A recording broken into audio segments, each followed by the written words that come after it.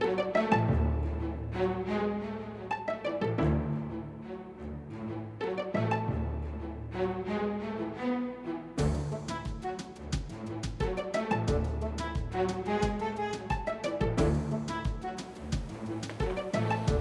and welcome to Cleveland Classic Cinema.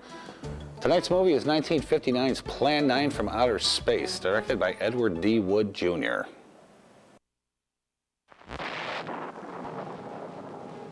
It is safe to state that the grandchildren of some of the people in this theater will not be born on Earth.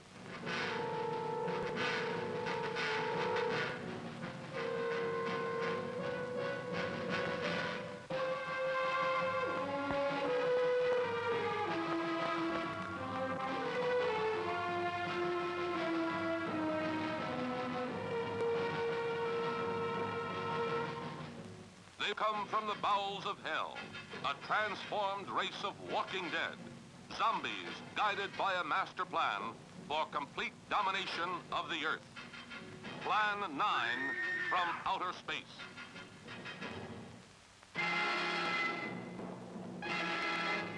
Starring the most nightmarish cast ever, Bela Lugosi, the seductive Vampira, and Ford Johnson as the Walking Dead. Turn off your electrode gun! No! No! Stop him, Dennis! I can't get it, it's jammed! Stop him, you fool! Bullets bounce off their bodies. Rockets, missiles, jets cannot stop their death ships. What earthly power can stop this terror? For a glimpse of things to come, see this blast of screen suspense. For it could be happening right now.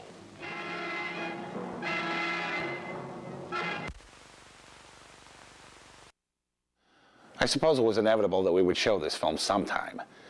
When you host a show that, for the most part, wallows in the dregs of cinema, there are some films that just cannot be ignored. Plan 9 from Outer Space is one of those films, perhaps the most well-known bad film ever made.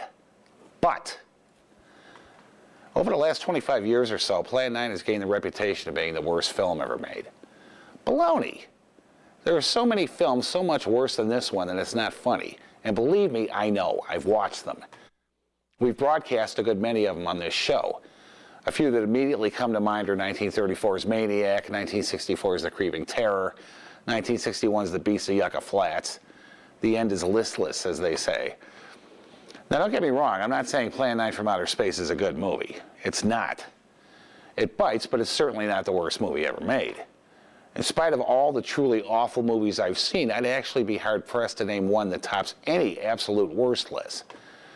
There are so many things that can go wrong with a movie that to point one out and definitively say that's the worst movie ever made is impossible, to tell the truth. I've seen a lot that come really damn close, mind you, but the best anyone can really do is tell you what the worst film they've ever seen is, and even then it's only their opinion. For instance, it's a fact that Sky Captain and the World of Tomorrow is a complete waste of time, money, talent, green screen material, and celluloid. I actually know people, smart people, people I respect, that love that movie. When I question their allegiance to said excrement, they usually hem and haw and give me some whiny explanation of how it takes them back to their childhood in some way, because the robots look like the ones from the Fleischer Superman cartoons or something. And I myself will admit that the shots of the robots in the trailer is the reason I saw that movie to begin with, and that the similarity of the robots to the aforementioned cartoon played a huge role in my wanting to see the movie. And to give the film its due, the robots were indeed very cool. However, that did not justify wasting nearly 2 hours of my time and however much money I spent paying to see it. That movie is the equivalent of seeing a 2-hour film starring Jar Jar Binks and no one else.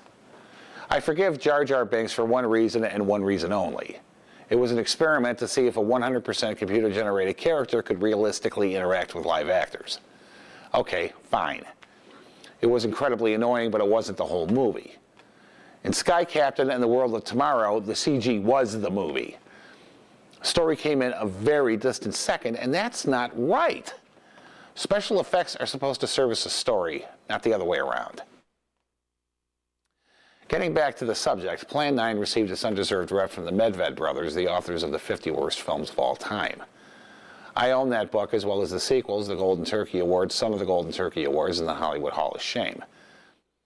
When I was younger, I found them rather entertaining, but when I look at them now, they're written with such smarminess and arrogance that I find them a bit repugnant, especially after having worked on movie sets myself.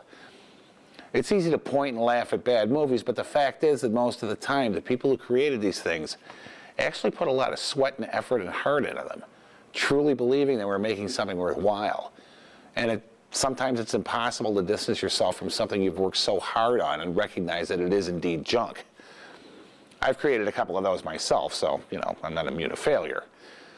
Again, however, there are some people who are so convinced that they're either brilliant or working on something brilliant, in spite of a total lack of talent or even rudimentary knowledge of the filmmaking process, that they ride the arrogance they get from their misplaced confidence in the talent they don't possess into your face like a palmetto bug you missed swatting with a rolled-up newspaper.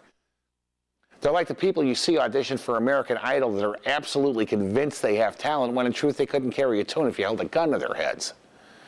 Delusion runs rampant.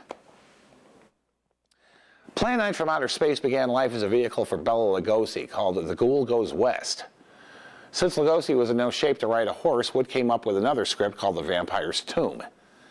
When Lugosi died after shooting a few scenes, those being he walking around outside Tor Johnson's house, standing at a graveside crying, and walking out of the woods spreading his Dracula cape, Wood shelved the footage.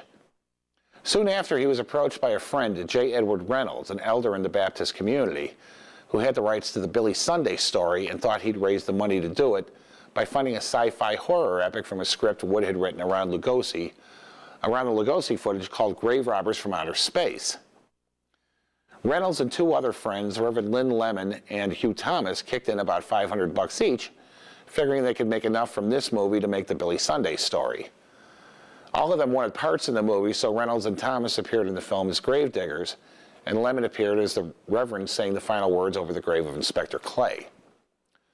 Reynolds made his contribution on the condition that the cast members be baptized and become members of the church. Wood readily agreed, and after he talked the cast into it, the ceremony was held at the house of a member of the church. Wood later recalled, Tor Johnson was watching everyone get in it and getting dunked 3 times while the minister read prayers. Well, just when it was his time to get into the pool, he whispered to me, "Watch what happens when he dunked me 3rd time."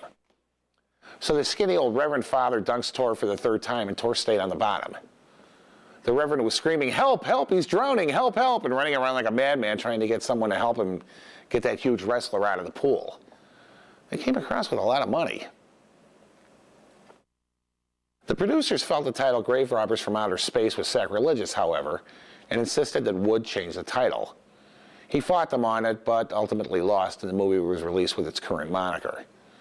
In the original screenplay, Lugosi was not only the husband of the vampire character, but also the father of the airline pilot's wife. The scene where he leaves his house in the final cut would have continued with his visiting the wife's grave, and then stopping by his daughter and son-in-law's place to discuss his belief in flying saucers. This doesn't explain why the daughter and her husband aren't at the funeral, although I suppose Wood could have shot an insert of them in the cemetery. Unfortunately, as I mentioned before, Lugosi died at the outset of filming, so Wood had to improvise, killing him off screen in the scene outside the house. I tell you about it, but I'm not going to spoil that. It's one of the highlights of the movie, so to speak.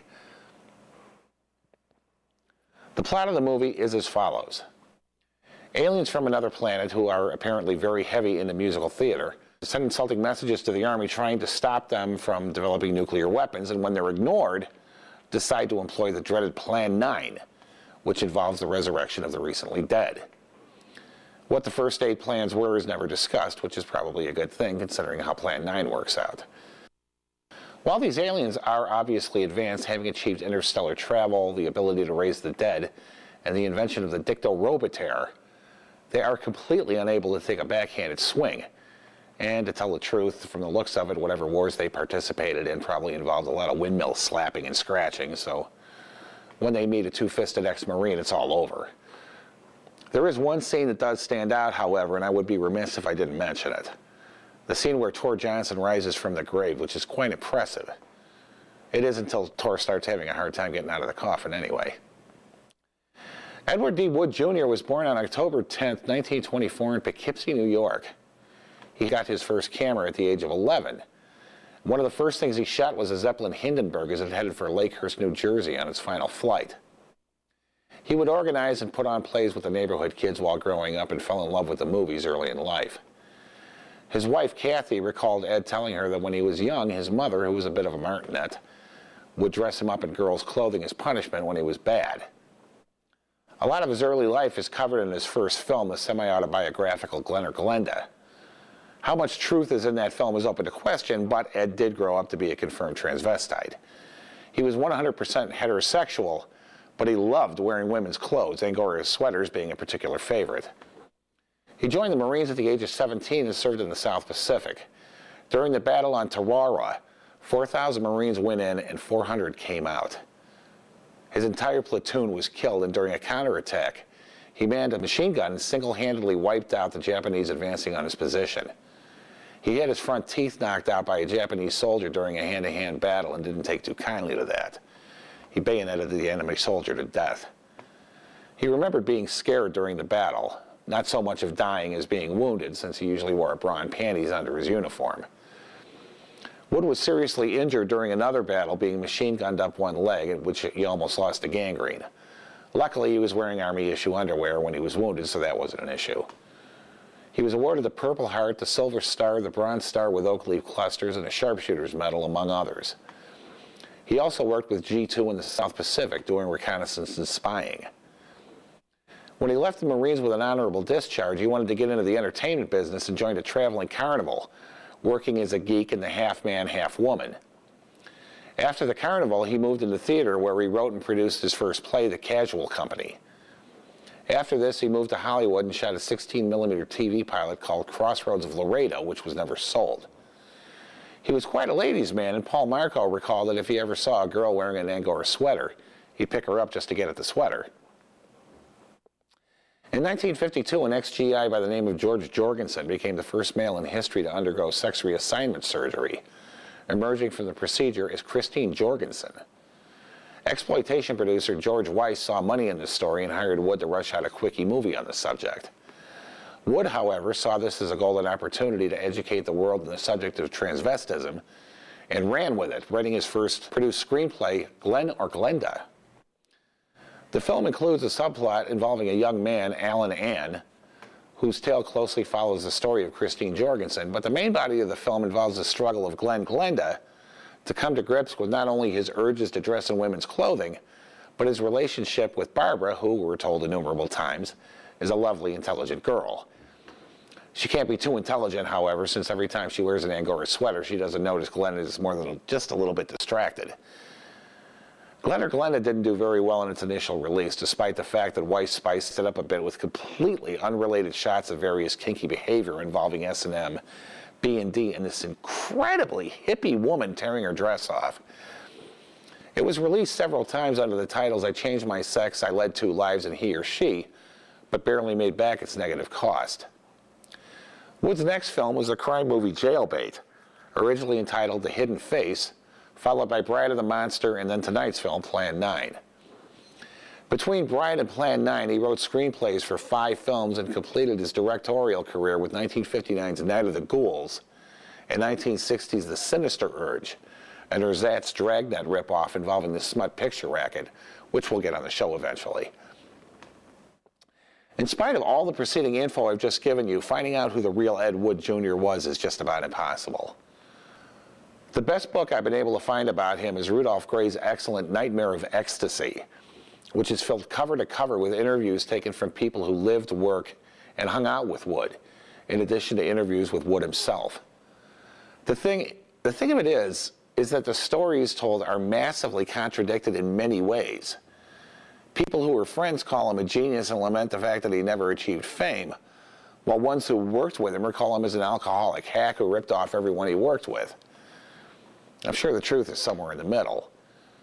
Ed Wood was a man who loved movies as fervently as he loved Angora and did whatever was necessary to achieve his dream of being a director. If that involved ripping people off and lying through his teeth, so be it. The entertainment business is full to overflowing with people who do the same thing to achieve their ends, and a very small percentage of those ever see a film through to completion. Ed Wood didn't exactly eke out a living making movies, but he did make movies, however inept and awful they may be. In a perverse way, I imagine he serves as an inspiration to people who like to believe that if he could do it, they could. God, talk about a double-edged sword. Anyone who owns a video camera and a rudimentary computerized editing system thinks they're a filmmaker. But as I've said innumerable times before, it takes more than knowing where the record button on the camera is to make a movie, just as it takes more than owning software that correctly formats a screenplay to make you a writer. Subscribing to HBO is not a film credential. Okay, rant's over. Ed Wood's career, such as it was, went in a decline, or should I say more in a decline, after finishing The Sinister Urge. He began writing porn novels and movies where his amazing typing skills came to serve him well. He was able to knock out a script or a book in a day if necessary. Paul Marco remembered Wood being able to eat, smoke, drink, visit with friends, and work on 3 or 4 scripts and books all at once. He never rewrote or proofread his work. I can attest to this, as when I read the copy of Hollywood Rat Race Bill O'Baggy brought over when I showed him Glen or Glenda. It was the original manuscript. It was typed very neatly, no corrections, no crossouts, nothing. Of course, being fast is not the same thing as being good, but when you're writing porn, good doesn't really enter into it. As long as you can describe certain things in loving detail, the publisher is happy. Wood drank constantly. His favorite cocktail was a vodka gimlet, but near the end he drank either cheap blended whiskey or straight vodka. His friends said that near the end of his life, the affable, friendly Ed Wood disappeared and became another person, paranoid and bitter. Dudley Manlove recalled Wood calling him to borrow $5. Manlove offered to buy him enough food to last a month, but Wood demanded the money. Manlove refused to give him money for booze, and Wood shouted, "I thought you were my friend," and hung up on him. Ed Wood spent most of the rest of his life moving from one place to another, each one shabbier than the next. In the end, he and his wife Kathy moved in with his friend Peter Cohen, his wife, where he died watching a football game on December 10th, 1978 in North Hollywood, California. He was 53. Say what you will about Ed Wood, but you have to admit the guy had determination. Although he was minimally, if at all, talented, he did something thousands of other wannabes only blew sky. He made movies. Incredibly sucky movies, but movies. See, the thing of it is, lots of people make movies and classify them as being in the spirit of Ed Wood. But the fact of it is, it's just a whitewash for inept acting, writing, and direction. I've seen any number of awful movies that use that tag, and none of them were 1/100th as entertaining as the worst Ed Wood film. His lack of talent was, in a perverse way, unique and unable to be imitated. I think that maybe what's missing in the work of the wannabes is the heart Wood put into his work. Then again, artlessness isn't art. Either way, if he were alive today, Ed would be reveling in the fame that his lack of talent brought him. Apparently, that's just the kind of guy he was. Okay, let's take a look at the cast. Gregory Walcott was born Bernard Maddox on January 13, 1928 in Wendell, North Carolina. He joined the Army soon after the end of World War II, and after getting mustered out, thumbed his way to Hollywood from New York, where he was discovered by a talent agent while appearing on stage in a little theater production. He appeared in 105 movies and television shows over the course of his career, starting with an uncredited role in 1925's The Red Skies of Montana. The first role he gained true recognition for was as the drill instructor Sergeant Jim Beller in 1955's Battle Cry, and afterwards won a contract with Warner Brothers. In 1961, he switched allegiance to Universal and starred in the television series 87th Precinct with Robert Lansing. His television career continued and he became one of Clint Eastwood's regular troupe, appearing in 1974's Thunderbolt and Lightfoot, 1975's The Iger Sanction, and 1978's Every Which Way But Loose, among many others.